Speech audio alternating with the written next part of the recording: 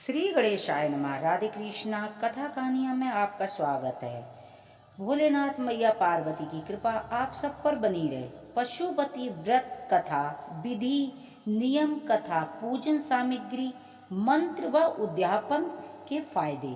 आइए जानते हैं कि पशुपति व्रत कैसे करते हैं। विधि, यदि आप पशुपति का व्रत पालन करने का इरादा रखते हैं तो ऐसा करने का उचित तरीका जानना महत्वपूर्ण है।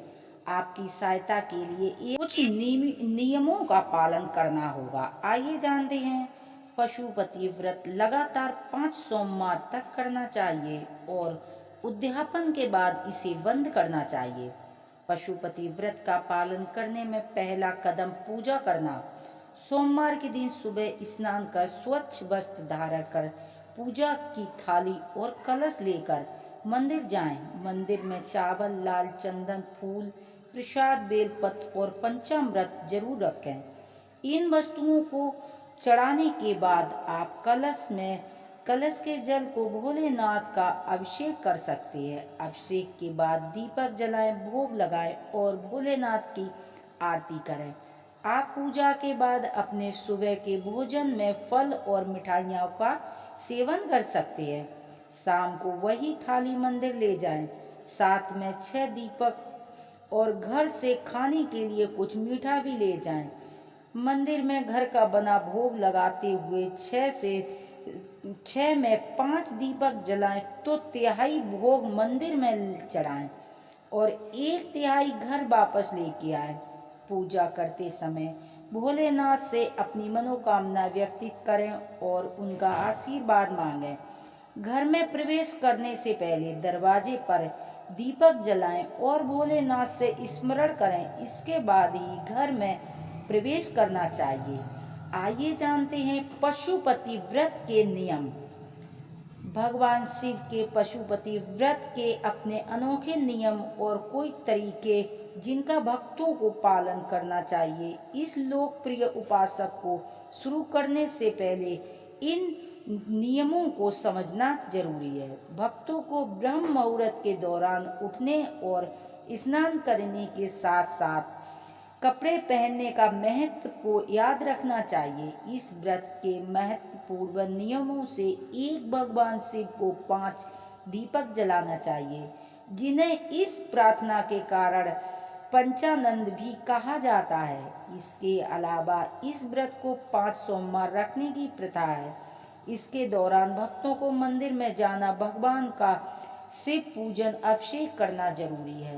मन और मुख दोनों से श्री शिवाय नमस्तुम का निरंतर जाप करने की सलाह दी जाती है। यदि भक्तों को लगातार शिवलिंग के आसपास क्षेत्र को साफ रखने की आवश्यकता है तो उन्हें पूजा के लिए सभी सामग्री, बेलपत्र, जल चढ़ाने और सफाई करनी चाहिए। भोलेनाथ को चढ़ाने के लिए थाली में रोली, चावल, फूल, फल, बेलपत्र, प्रसाद जैसी चीजें लाने की सलाह दी जाती है। पशुपति व्रत की कथा। शिव महापुराण, रुद्र पुराणों में कई बार उल्लेख किया गया है कि पशुपतिनाथ की कथा सुनने से एक भक्त के उसके पापों से मुक्ति मिल सकती है। वह अपार सुख प्रदान कर सकता है और उसे शिव की कृपा प्राप्त हो सकती है। किंवदंती है कि एक बार जब शिव का चिंकारा के रूप में ध्यान कर रहे थे तब राक्षसों और देवताओं के संघर्ष के कारण तीनों लोकों में अराजकता फैल गई। देवताओं ने महसूस किया कि केवल शिव ही समस्या का समाधान कर सकते हैं और उन्हें वाराणसी में उनके ध्यान से जगाने गए। हालांकि देवताओं को पास जाते देख शिव के नंदी ने छलांग लगा दी। इससे उनके एक सींग के 4 टुकड़े हो गए। इसके जवाब में भगवान पशुपति चतुर्मुख लिंग के रूप में प्रकट हुए और तभी से पशुपति भगवान की पूजा और उपासना की परंपरा शुरू हुई है। वहीं पर जानते हैं कि पशुपति व्रत पूजा सामग्री में क्या होना चाहिए। पशुपति यंत्र या भगवान शिव की तस्वीर होनी चाहिए। वहीं पर धूप, अगरबत्ती, कपूर और दिया, दीपक होने चाहिए। प्रसाद के रूप में फल फूल मिठाइयाँ। मंत्र के लिए पवित्र धागा या माला होना चाहिए। पंचामृत में दूध, दही, शहद, चीनी, घी का मिश्रित गंगा जल या पवित्र जल डालें।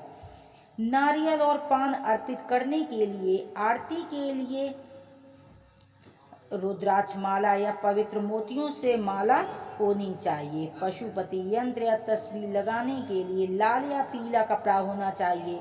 पशुपति व्रत रखने में ये मंत्र का जाप सारा दिन मन ही मन में भगवान शिव के इन मंत्रों का जाप करते रहें।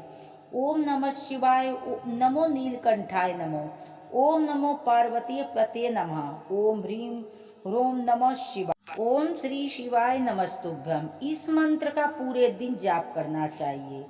वहीं पर जानते हैं पशुपति व्रत में क्या नहीं करना चाहिए।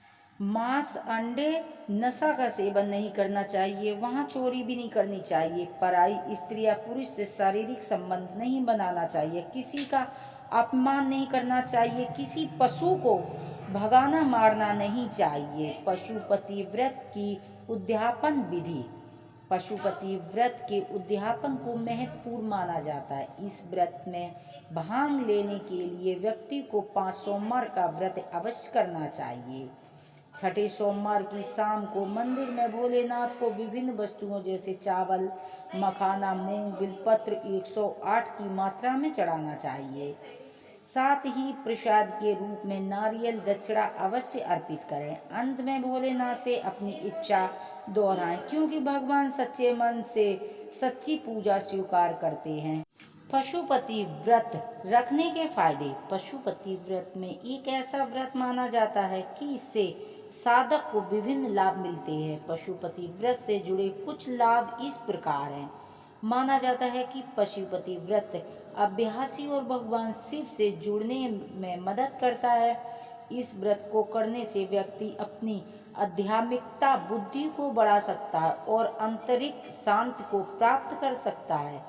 पशुपति व्रत करने से पहले व्यक्ति भगवान शिव से आशीर्वाद प्राप्त कर सकता है। ऐसा माना जाता है कि जो लोग इस व्रत को भक्ति और ईमानदारी के साथ करते हैं, भगवान शिव उनकी सभी मनोकामनाएं पूरी करते हैं। पशुपति व्रत से साधक के जीवन में भिन्न रूप होते हैं। ऐसा कहा जाता है कि भगवान शिव सभी बाधाओं को दूर करते हैं और अभ्यासी और उनके प्रणाम को सफलता प्राप्त करने में मदद करते हैं। पशुपति व्रत करने से व्यक्ति खुद को नकारात्मक ऊर्जा और बुरी शक्तियों से बचा सकता है। भगवान शिव को बुराई का नाश करने वाला माना जाता है और उनका आशीर्वाद लेने से व्यक्ति को नुकसान से बचा जा सकता है।